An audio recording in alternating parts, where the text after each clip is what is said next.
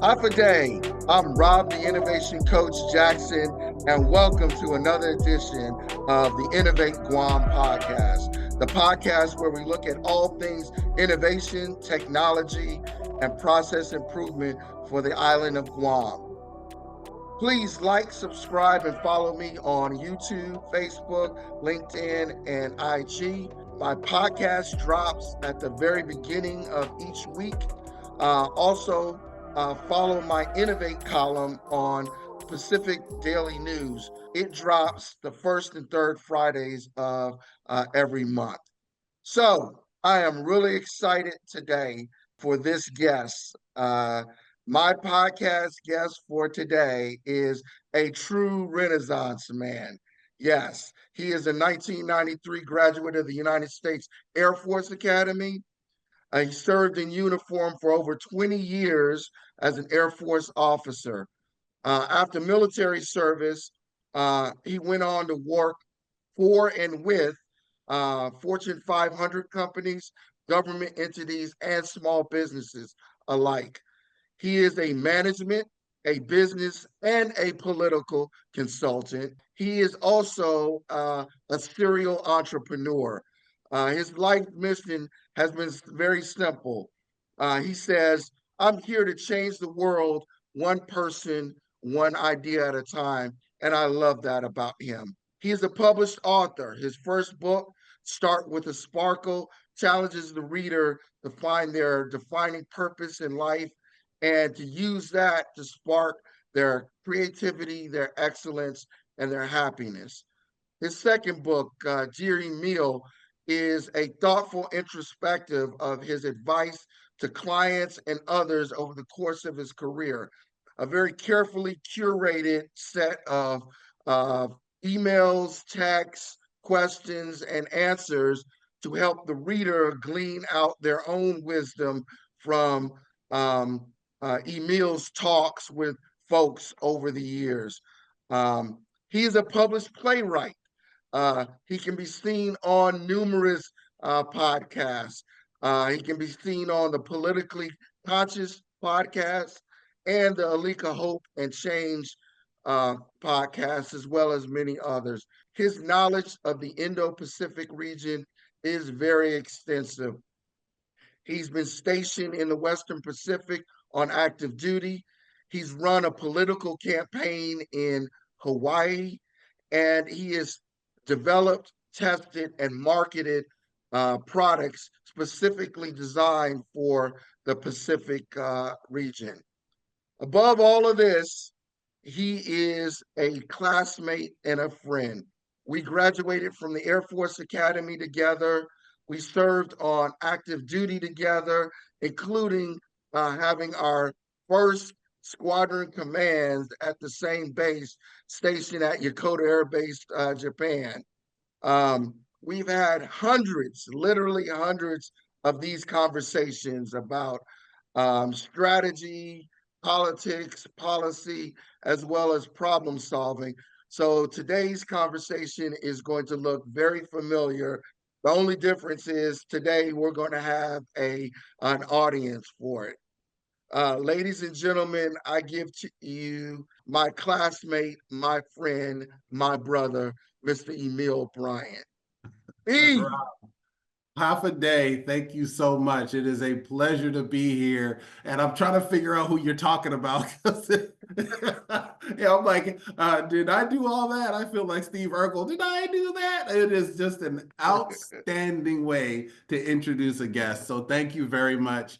I am humbled by it, but I'm also lifted by it because I am not a spectacularly gifted individual in any one sense.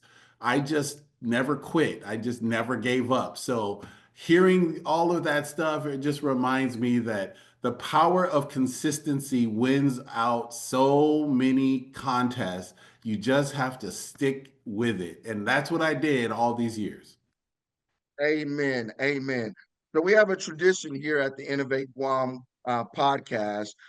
We have a series of icebreaker questions to get a sense of where your head is at in terms of innovation, technology, and process improvement. So we're going to go ahead and jump into those questions. The first question that we have is about innovation.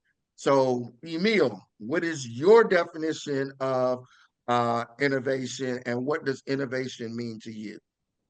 My definition of innovation is threefold, right? It's something that human beings will not be easily replaced, even in this age of artificial intelligence.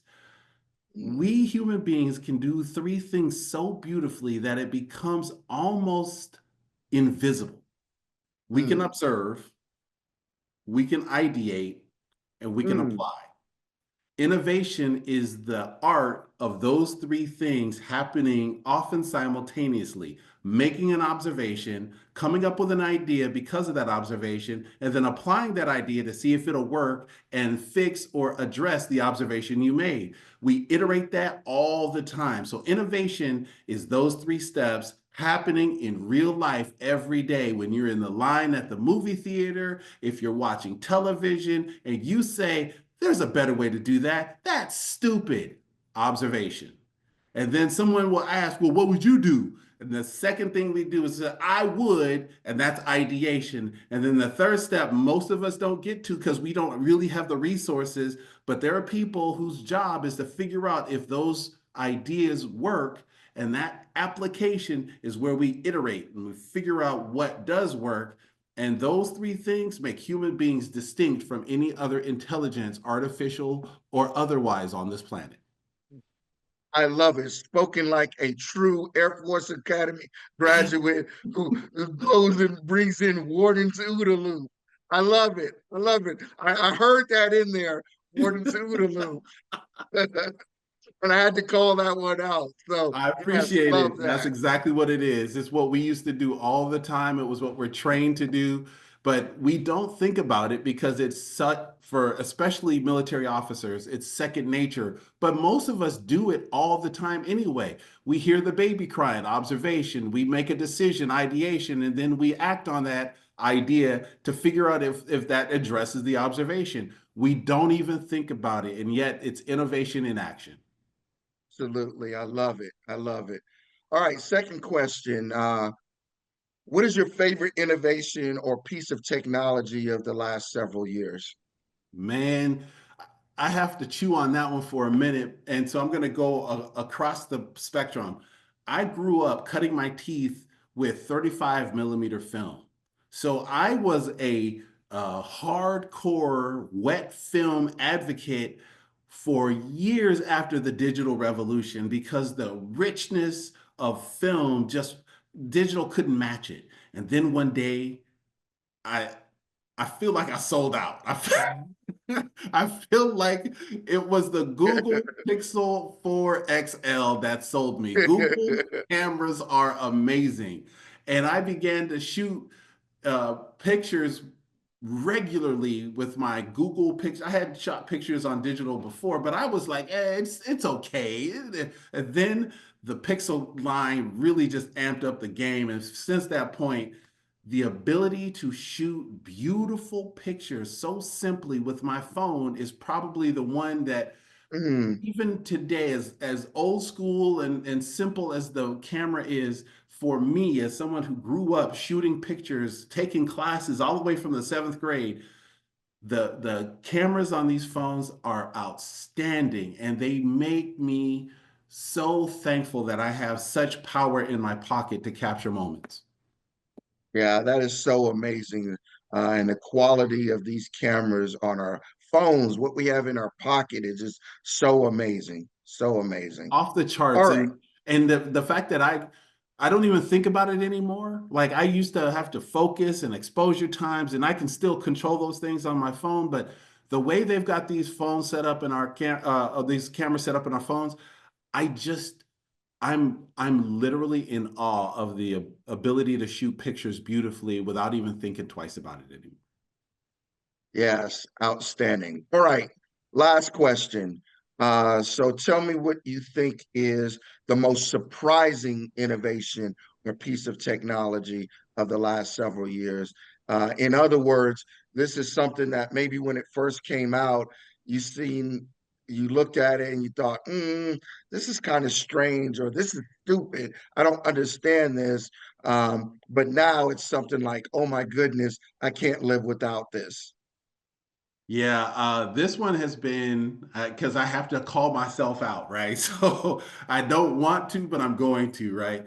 I was not a fan of social media, specifically YouTube. I didn't see its Ah, importance and its power until much later in the game. I kind of put it off like these are goofy videos, because I was watching Vine and people are, and then it kind of dawned on me as I began to use it more and more. It's a utility, it's an appliance. mm, It is something that I use now for political, for to answer questions. I've installed dishwashers using my YouTube, using YouTube. I have gone to it when I'm trying to figure out how to thread a needle a certain way or do a stitch a certain way. So this, what I thought was just this goofy place to put, embarrassing videos and I don't want to be too crass because you're a family show, but groin shots, America's funniest TV kind of home videos has become this ubiquitous appliance that has solved problems. And you can everything from starting a business to doing your taxes to learning how to edit your own videos, all on YouTube, all for free, all available anytime you want it. A resource that I thought was goofy and stupid has become the world's capacity to learn just about anything you want to know in real time. and here we are on YouTube making the most of it.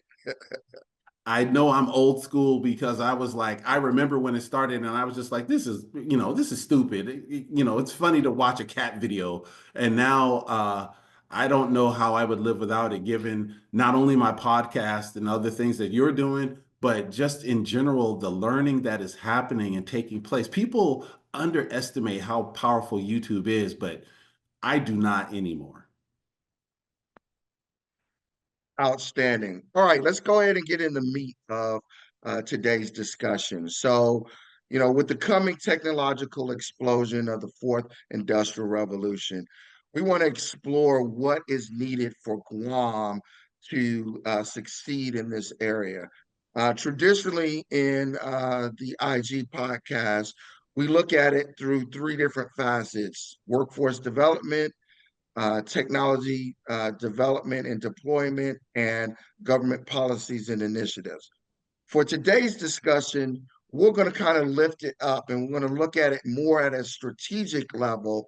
And I want to do that because I want to tap into some of your unique skill sets and background.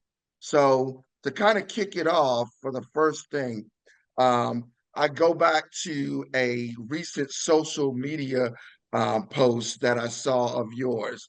And you said something to the effect of, creativity is really my calling, but it isn't my work.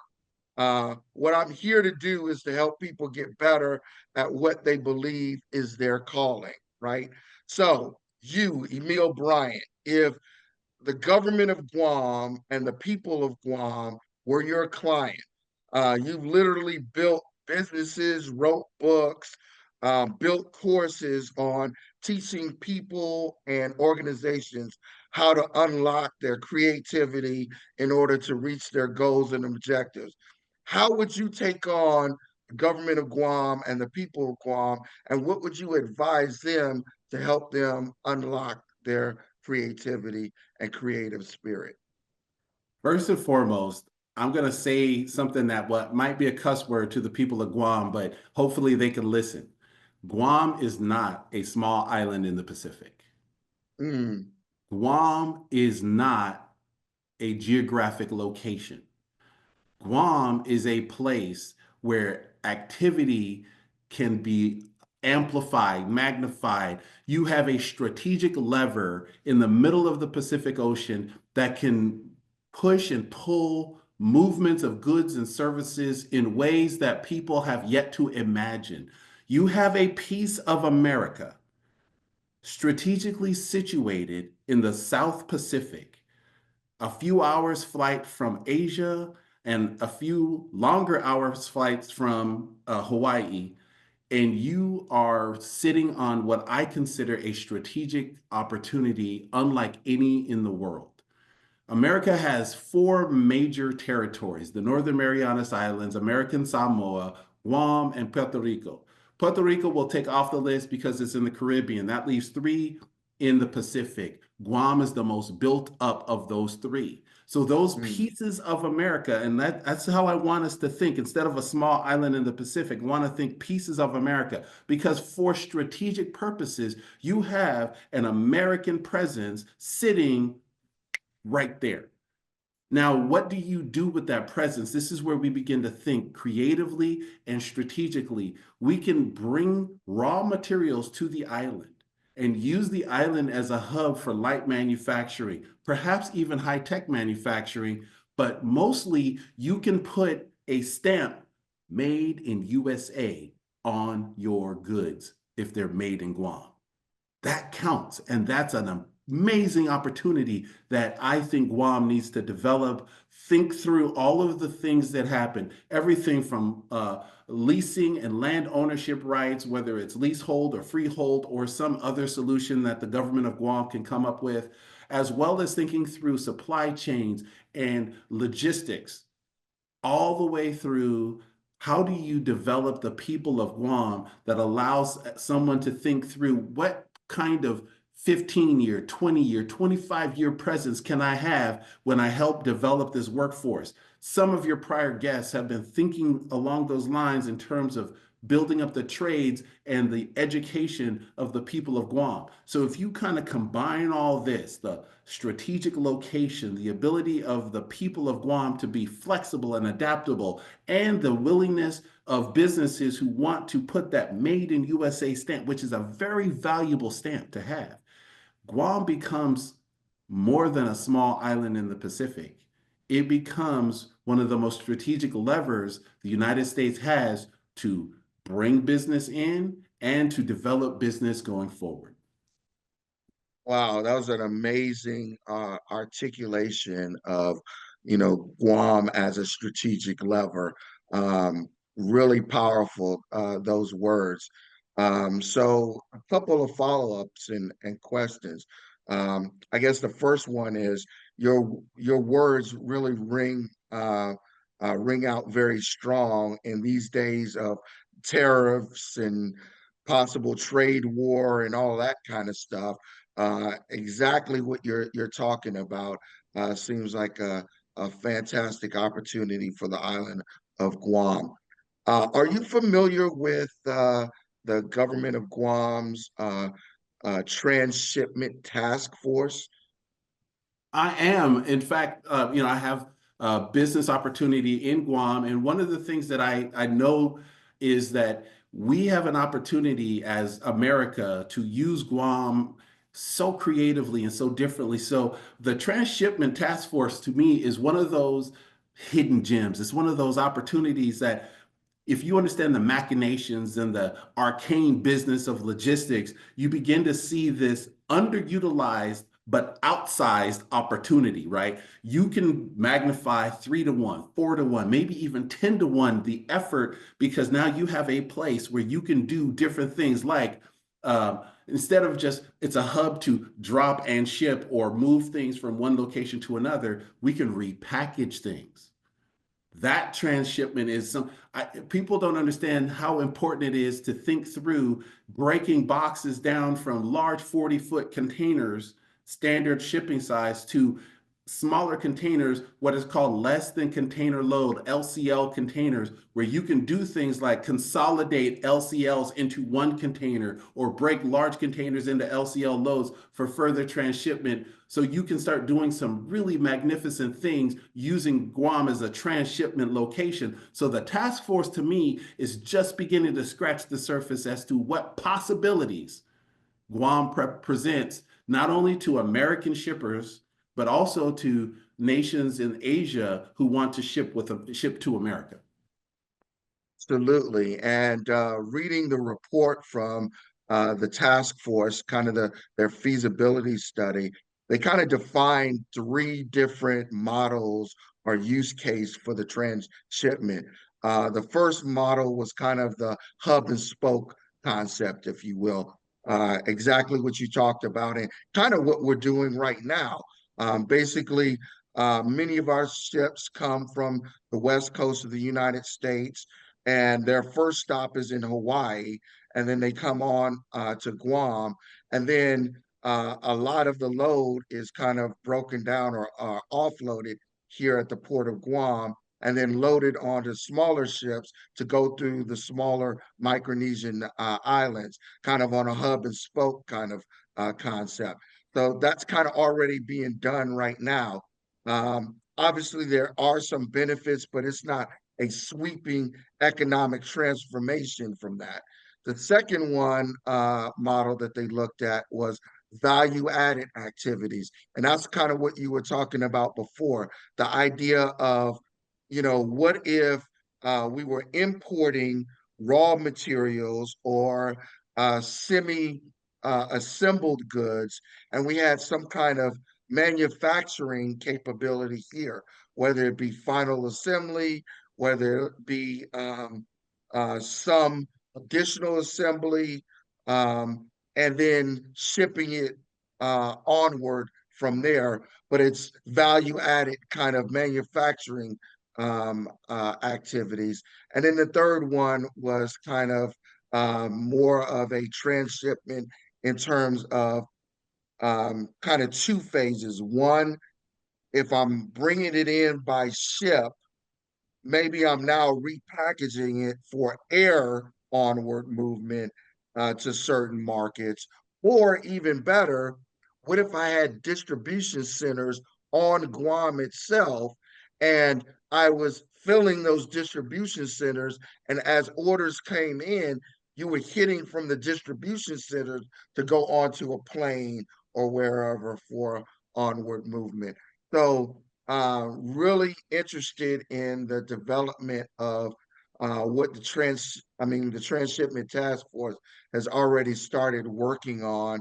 A lot of possibilities and a lot of goodness there. And they already identified many different industries, maybe a little bit of textiles, maybe aquaculture in terms of some fish, um, electronics, obviously, and even 3D printed parts.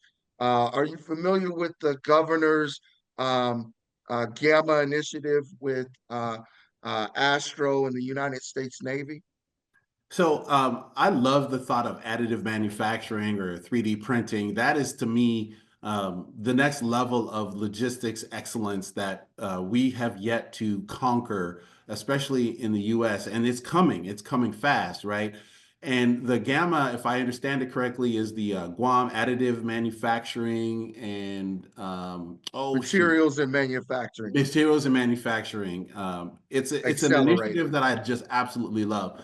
Let's go back because in the task force is really, in my opinion, they're unpacking that second layer of what do you do with the people of Guam, right? So you have this workforce that wants to do something and they want to be productive. And I understand the island life. I mean, I love Guam for the island life, but the people of Guam are also hardworking. They're also Yes. educatable, right? They're also trainable. So now you have this workforce that looks for a healthy work-life balance. Well, let's find ways to employ them in such a way that they maintain that healthy work-life balance and still bring much value to the island. So the way that I see that happening is additive manufacturing is one. Let's go back one step. Guam is in the sun, and it would be smart to think about the massive amount of solar generated power Guam could harness. And when you put power down, you then can lay down all these other infrastructure elements that tap into that power. So the task force is thinking through what do we do? Do we do light assembly? Do we do high tech manufacturing, mid tech manufacturing? There's different ways to solve this problem. So putting power as a fundamental requirement allows for the ideas to flow because people, when they tap into that power, they're going to want to figure out what to do with that. So you add workforce, the ability to capture solar energy, and you have the future of additive manufacturing, which, let's be very real, means that I can build something from raw materials that are far easier to ship than finished products. And now you're bringing that expertise into onto the island. And what most people don't understand is if you go to Seattle right now and you look at all the businesses that sprang out of Boeing, all of the industries, including Microsoft, including Amazon, including all of the derivatives of Microsoft and Amazon. So a company or an industry that dominates a location, those people who work in that industry, they are trained and they're innovators and they're thinkers and they're creators and they're inventors. And so even when they stop working for Boeing in Seattle, they lend themselves to all of these different ways of adding just incredible value to the economy because they're thinking and they're trained and they have skills. And so machinists are inventors and welders are creators. And so all of this stuff comes out of just because Boeing is in Seattle. So when you look at Seattle as the epicenter of many different industries, you have e-commerce, Amazon, you have software, Microsoft, and you have aircraft and all of the stuff that comes out of that's like the top of a pyramid flowing down to the base. Guam is in a similar situation that Seattle was before Boeing showed up, which is that they could bring industry in, get their people trained, and when the people of Guam are well trained, they're going to be innovators and creators and create economies that we don't even know could exist on the island. And when they have power and they have water and they have the ability to think and do relatively freely because the environment, the business environment of Guam, it supports that kind of creative and innovative thinking and business creation. There's literally no limit to what Guam can become in the eyes of its own people. Absolutely. And you echo kind of a really solid vision of how Guam can go down the path of being this innovation hub for the 21st century. And I love how you made the analogy to Seattle and starting with Boeing and kind of going from there. You know, it could very well be the governor's initiative that she started with Gamma 3D printing, and you start building people who are thinking in terms of design and logistics for 3D manufacturing. And they're like, oh my goodness, well, they're not going to all just be in 3D printing. They're going to go and work for shipbuilding, aviation, um, ground transportation, many different things. And they're going to bring that same level of knowledge and thinking of how do I bring this thing that I've been trained for and taught the thought taught to think in this innovative way to what I'm doing right now. And now they're changing the face and the landscape of what that even looks like. We have no idea how many businesses, products, services, solutions come out of the drive home, come out of, I hate my boss, I hate my job, I hate this. Like, we don't know because that is the spark of creativity for a lot of people. A lot of people are just tired, they're fed up. They're like, I don't need to work for this person anymore. And they have the skill and they have this drive and they marry the two up. So I would say to the government of Guam, if they listen to your podcast, you know, be business friendly, be workforce development friendly, be capable of seeing opportunities to build up the infrastructure in a way that perhaps people didn't know could be built up. So you bring solar and you have to have all of the ability to move that energy around the island because the more you're able to give people a canvas upon which to create, the greater the creations they will produce. So now we can say, what does the canvas look like? So Gamma is one of those that is going to be the brush for the canvas, but the government can provide this robust canvas. that gamma will paint on, and then what flows from gamma will be painted on. People get mad because Seattle looks like it's an Amazon city now. But 35, 40 years ago, it was a Boeing city. And Yes, and in between, it was a Microsoft city, right? So Seattle has evolved from Boeing to Microsoft to Amazon, and we don't know what's next. We don't know what trillion-dollar company is coming out of the Amazon pedigree, but it's going to be centered around a place that has the canvas upon which creative people can paint their businesses and their opportunities and their inventions and their creations. So we want Guam to think like that and say, what can we do to foster that initial industry? Gamma is the way to go, in my opinion, and then develop the workforce, bring that power, bring that water, bring those opportunities into existence as the canvas, and see the people of Guam figure out what to do once they can paint freely. absolutely, absolutely. And I wanted to let you know that the governor has put a mandate out and challenged the um, for power goals to be um, renewable energy by 2035. And there's already several solar farms on the island. And in fact, I was just in the Guam Contractors Association meeting, and they were giving an overview of current real estate trends and current real estate sales. And there was a whole um, plot of land that they just talked about that sold for another solar farm that's going in to there. So Absolutely love it. exactly what you're talking about, that power question, because that is a challenge area for Guam, not just power, but really all kinds of infrastructure, power, water, sewer, all of that is a challenge that Guam has to meet in order to do this kind of development and do it in a smart and efficient and successful way.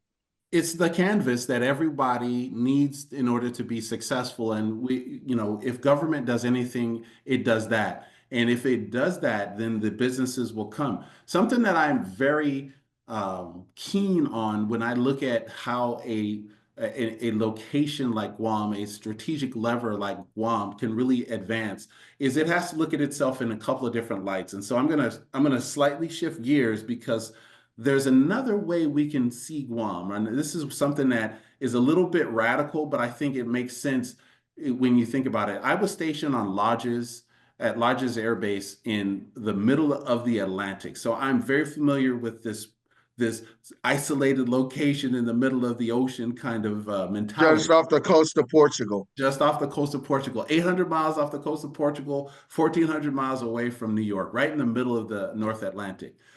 And what I learned there, I apply to Guam, and that is that you're a sandbox. You're a place where experiments can happen, where people can come and get away from a lot of the pressure of the mainland, right? So Yes. I was stationed at lodges during Operation Iraqi Freedom, and we were able to do things on the island then because it was hard to access. Prying eyes from competitors or other nations or the press were not available.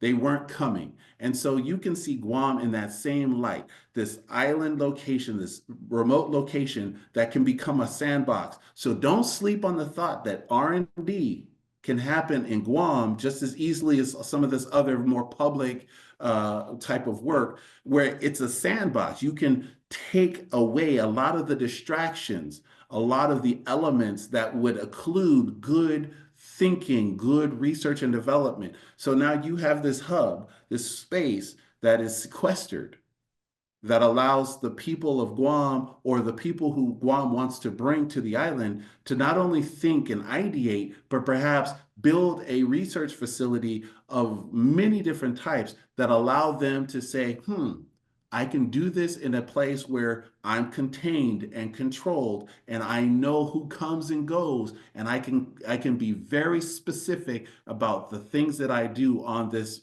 small piece of land. So there's a large opportunity, in my opinion, for Guam as a research and development sandbox to be that space where people can come and just very quietly do some very groundbreaking research, and they can then peel it off. And if the people of Guam understand what I'm saying, then you don't necessarily need a lot of credit.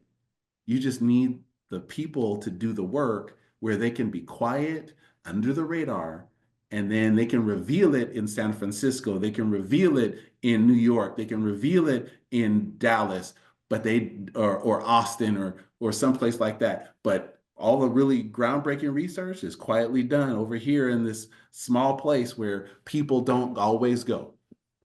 Absolutely. Absolutely. So you talked about sandbox. Let's follow up and go down this rabbit hole with sandbox, right? So Guam has long been accepted as a beachhead for military deterrence against China, North Korea, Pacific threats, and rivals, if you will. Hmm. So, with Guam being the westernmost port, westernmost U.S. Piece of soil, we've accepted the fact that we are important militarily. And right now, we find ourselves in the very center of that discussion when it comes to national security affairs. How do we break the paradigm and start getting not just the federal government, but starts with the federal government and corporate America and private investors to see Guam as an economic beachhead. All of those things that you talked about before about the power of Guam being America in Asia. How do we get Guam a seat at the table so when you're negotiating trade deals out in the Pacific, when you're working with allies on economic issues and stuff, Guam is there at the table because Guam is your westernmost soil, and Guam is going to have a play in that. Guam is going to be at the very center of that. How do we start breaking paradigms so we get the federal government, corporate America, and private investors to see Guam as this economic beachhead? So I think you're going to see more of that in this new tariff regime that President Trump unveiled. And even though it's a 90-day pause, people are going to be looking for where the opportunities lie. They're going to be looking for the little known hidden gems, right? So what you want to do is you want to polish up your hidden gem. You want to tell the business community, you want to tell the Fortune 500s that we're open for business. And what does that look like? So they're going to ask, what are your taxes? They're going to ask, what is the infrastructure? They're going to ask, how do we access your land, your services, your facilities? What kind of workforce development do you have? Who can we rely on? What kind of people do we have? So when you start putting that picture together, you start shining up this hidden gem, and you don't necessarily have to present it to everyone. All you have to do is make a smart play. So what's the smart play? The smart play is during a crisis, you find this opportunity. And this is the opportunity I see. This is the way I think the people of Guam can really shine as the hidden gem. They say, here's all the warehouse space we have, warehouse or multi-purpose space we have. Here's our plan to develop multi-purpose space. So what you're going to do is you're going to say, okay, let's say they're, in excess of 5 million square feet. Let's just use that number today. It could be more, it could be less, but we say there's 5 million square feet available to use. And that zoning for that square footage is flexible, i.e. it could be used for high-tech manufacturing, assembly, or something else altogether. Now you marry that up with the fact that you say, I've got the square footage. You just talked about all the different solar farms that are coming online or are online. So I've got the power. And then you start saying, I got the water. And pretty soon they can make the connection. And then you say, here's our tax regime. Here's how we can incentivize you coming to the island and employing the people of Guam. So now you're building this, you're shining up your hidden gem. You don't have to tell them a lot. You just have to give them the ingredients, the canvas, if you will, that we talked about before, and make sure that canvas is known to the Fortune 500 companies. Because here's what they're doing. They're looking for ways to find innovative suppliers. They're looking for the people who can feed them low cost, high quality goods and services. They're looking for people who can establish a, a fundamental value proposition that makes them hungry for that gym, for that location. So now we can say, I've strategically built this hidden gem to be a few hours plane ride from Asia. And you are missing the boat if you don't bring some of your operation to this hidden gem so that you can leverage that short transit time, so that you can leverage a workforce that wants to engage and work. You're missing the boat if you're not seeing all this low cost power that's available to you. And you're missing the boat if you don't understand that America sits at the western part of the Pacific Ocean, right? It's not Guam anymore, it's America. And we have to be willing to sell that vision to people in the Fortune 500 companies who are looking for suppliers that can solve problems. So you might not necessarily have a Fortune 500 presence on the island, but some of those major suppliers, some of those major subcontractors, those are the people that I would target, because those are the people that don't normally get all the shine, yet those are the people that are steadily feeding the larger Fortune 500 companies. So you want to bring those subcontractors, those prime subcontractors, those prime suppliers who are looking for ways to find value propositions to keep the Fortune 500 in their good graces. And to me, that's how you shine that hidden gem. You go find those subcontractors and you tell them, you're feeding Fortune 500s. Here's a way for you to do that in a very innovative, safe, smart way. Here's a tax regime. Here's a canvas upon which you can paint all of the things that make your operation successful. Outstanding. So let's be real. Let's recognize the bad along with the good, right? So the Guam community does have a lot of work to do. We know that we're lacking in terms of those infrastructure, right? Those critical infrastructure pieces. We know that we could do better with government policies, government efficiency, et cetera. So with that, we got to bring people together to paint that vision so we understand why we're doing the things that we do. Talk to me about how you do that.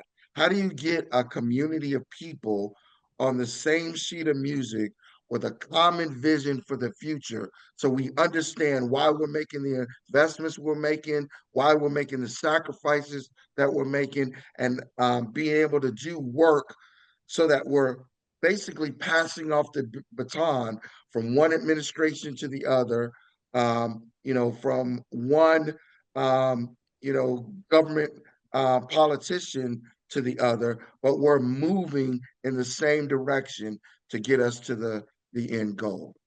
So I want to be very clear about how I see the world, because I look at the world through a lens of a circular economy. If you do not manage your environment, you will eventually find yourself losing a lot more than business opportunities. So we've learned that from the Northeast in the 1970s, especially, but even before that, when you had the East River on fire, when you had major environmental issues like Love Canal and some of the other Superfund sites that the EPA had to manage. So we want to be very clear that the way you're going to win over a lot of the opponents to this kind of development that you're mentioning is to ensure they know that their beautiful home will maintain its beauty as it grows. And if you start with that as the foundation, we're going to preserve and build Guam but we're also going to invite business in, and people see that the growth is not a negative, but rather it's going to help bring the right kind of opportunities to the people of Guam, because you are looking at it from a holistic circular economy perspective. You can't simply say we want more money, we want more companies, and then whatever they leave in trash, you leave for the people in 2 and 3 generations down the line to deal with. So we start with the waste. We start with the ability to manage the worst part of growth, which is all of the things that are left behind. When we start there and then we build up, we're really addressing most people's concerns. Guam is beautiful. You want to maintain that beauty, but where you can, you also want to build it and prepare it for growth. You can do both, but you have to state that and then show the results of that policy in terms that people can understand. That may mean updating or building more sewage plants. It may mean updating or building more waste management opportunities, perhaps waste to energy, or doing some other innovative stuff with recycling. All of those can be part of the solution that you're talking about. So we can address the opponents to Guam's growth in a healthy way. And then once we begin to assuage the growth, and part of it is, hey, I'm going to ask you a very hard question because you brought this up, so I'll bring it up in a different way. The strongest opponents need to have a voice at the table because growth will happen with or without them. So the question they're going to have to answer is, if you know it's coming, what will you do?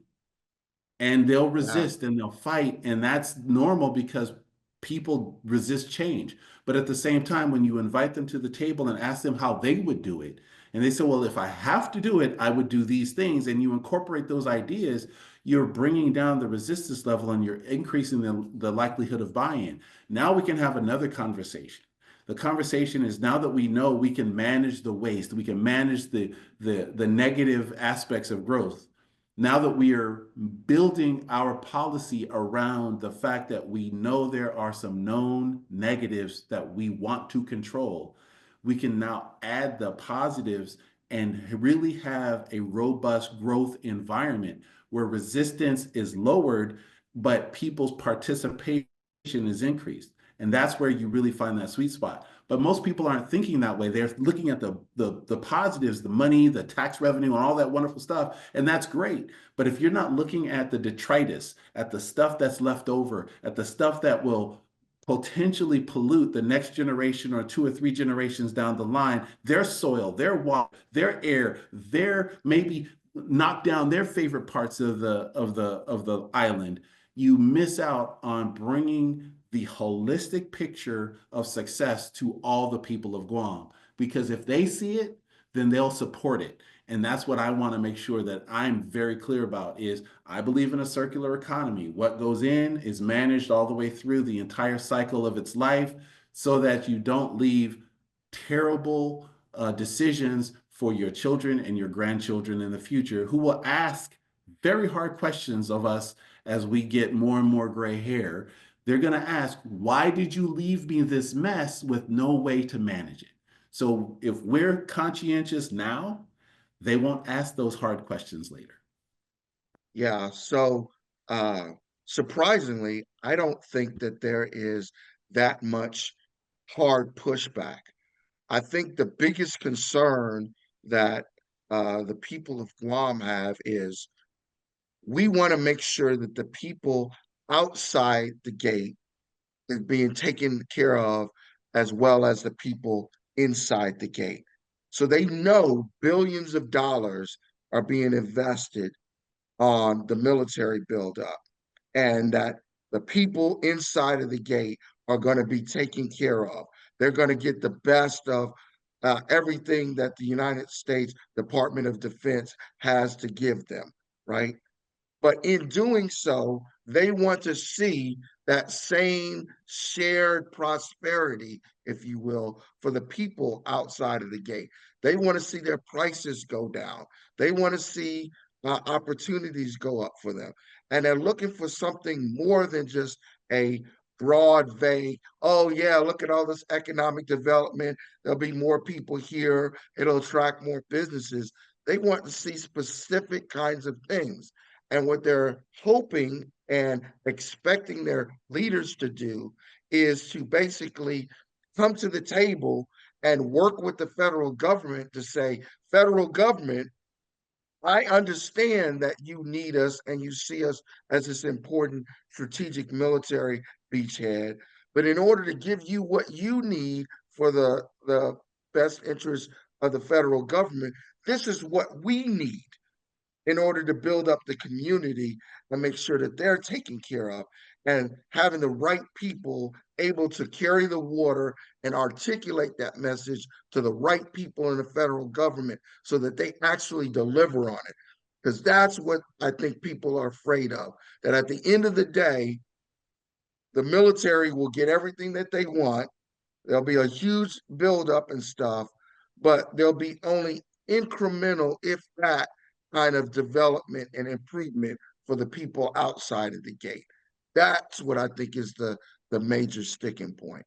And I think that's a very fair proposition, and there's no easy solution to that. But I think you said something that I'd like to just to magnify a little bit, and that is that it's in the best interest of the United States government to build up all of Guam, and that the case needs to be made. I know there's non-voting delegates and that sort of stuff in Congress, but the case needs to be made that a whole Guam solution benefits the bases, the military presence on Guam, Yes, as well as the people of Guam. So, in other words, there needs to be a strong emphasis on a holistic growth process for all of Guam from the federal government. Again, leveraging the fact that you're building an infrastructure that will attract private industry.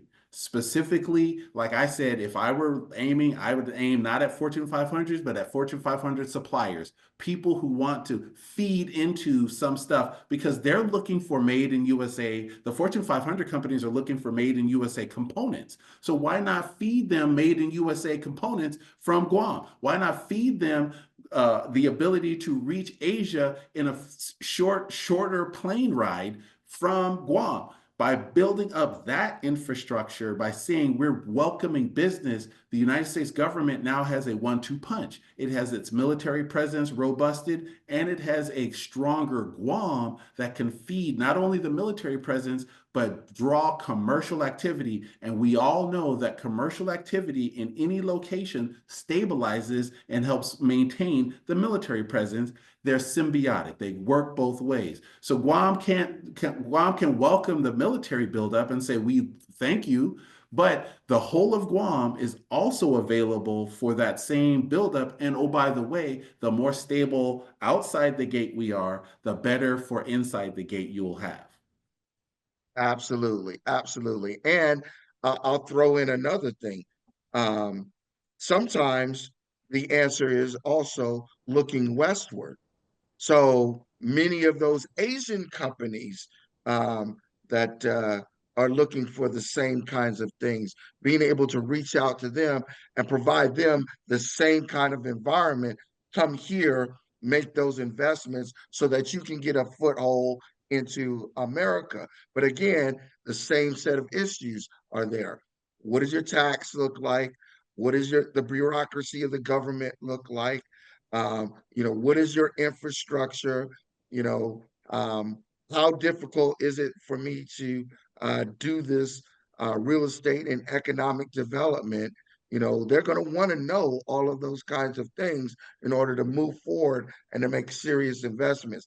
And they're going to want to make long-term investments. So we're not talking about 5 years or 10 years. We're talking about 15, 20, 50 or more kinds of years in order to make those kind of investments. Those companies in Asia, companies like LG, Samsung, other companies that have robust presence, they are going to want to know if I build a factory and it takes me 40 years to pay it to amortize it. Can I have my 40 years? I will do the work. I will bring you a factory. I will upgrade it. I will upskill your workers. I will make sure they're ready. I will put the money into your economy that gives me the ability to reach forward into the United States from a place like Guam. Are you ready for that? And if the people of Guam have the kind of leadership that I hear they do, because I'm not there like you are, but I believe that the Asian companies will come and they will ask, they will knock on the door and they will ask a very difficult question that they're looking for. And that is, if we build something here, can we make a profit over time? They're willing to pay. How do I know this? Because they were willing to go to places like Indiana, South Carolina, Yes. and other states. Springfield, Ohio. Springfield, Ohio, right. Other states in the Midwest, many of these places did not have automobile presences. They did not have factories from the 50s, 60s, and 70s. They were dropping these factories in places like Huntsville, Alabama, Hyundai, right?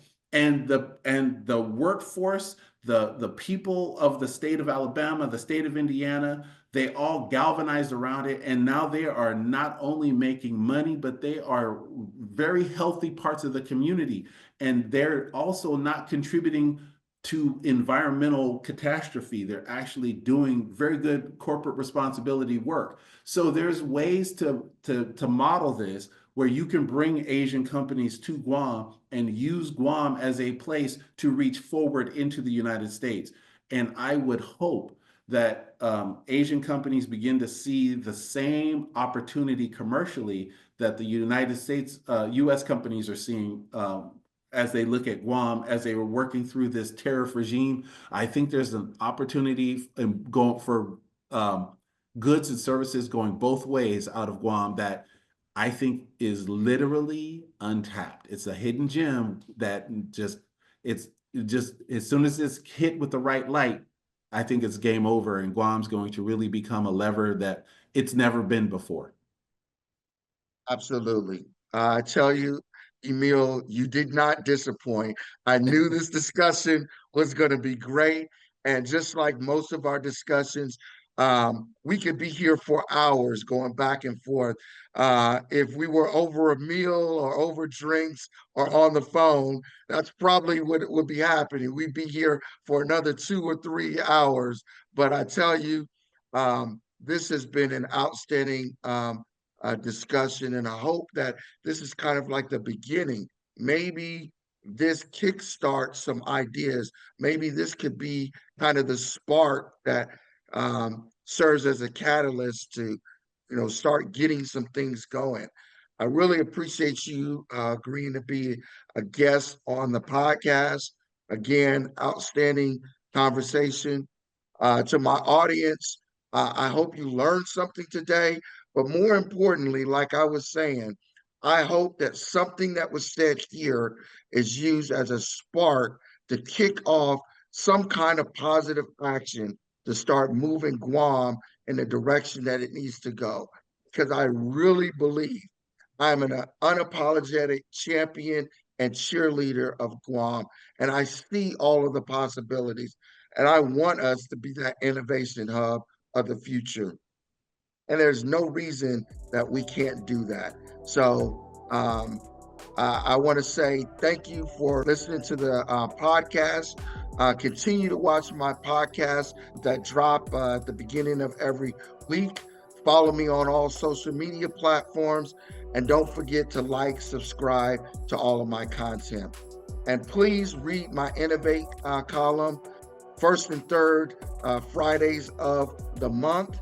I'll see you next time. And remember, no matter whether you're at work or you're at play, always remember to innovate. Thank you.